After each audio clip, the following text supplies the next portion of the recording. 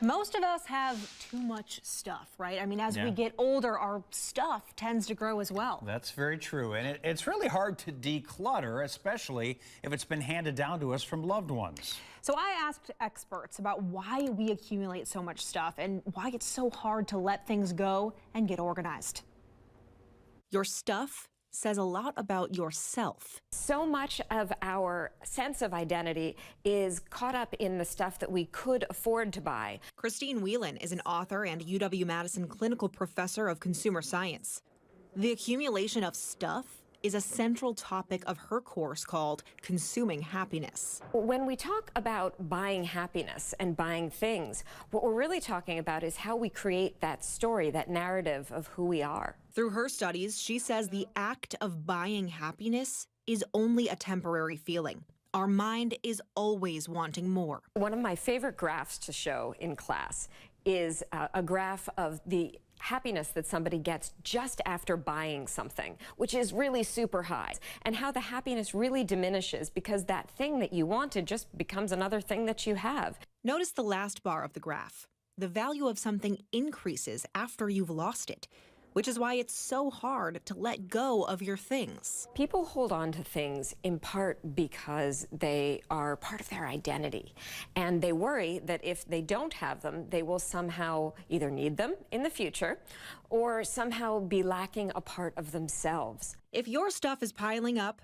and purging is a problem, you may want to call in a professional. I help people make decisions about their stuff. For more than 20 years, Jill Annis, the owner of Simply Organized, has been helping people clear their clutter. They're at their tipping point. They just see something has to change. Their spaces are full, they're stressed out. These are emotions I could relate to.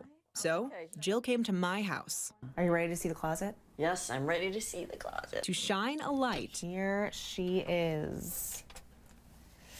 Okay. Yeah. On a packed space I feel embarrassed about.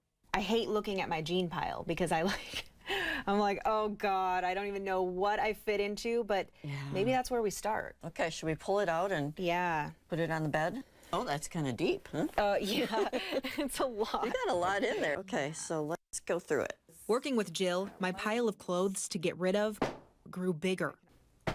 And my anxiety around decluttering grew smaller.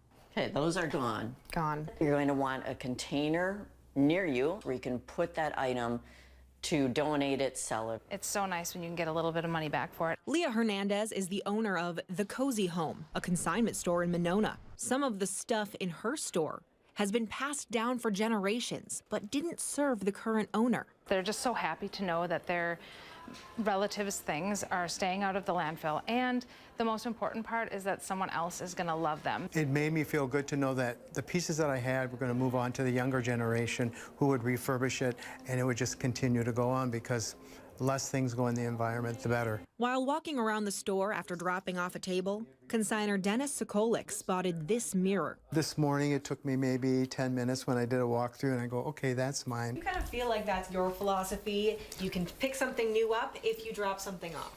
Absolutely, and the same with my house. If I bring something in, something has to go out. Our stuff can add stress to the story of our lives. But Professor Whelan says letting go of possessions can turn the page to a new, calm chapter. Now, you can't judge a book by its cover. You cannot judge somebody's inner calm by their outer chaos. However, as a general rule, it does help us to be organized.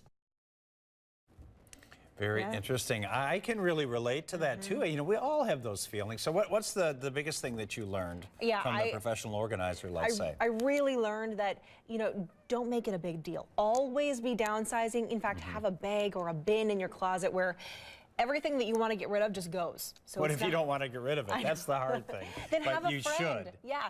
Have a friend who There can you be go. there and not judge you and not put so much pressure on the thing that you want to get rid of. And maybe they're not emotionally attached to it, too. Exactly. It's not sentimental for them. Right. And there's probably more to this, too, right? Oh, absolutely. We have so many more tips on how to get organized under this story on our website, NBC15.com.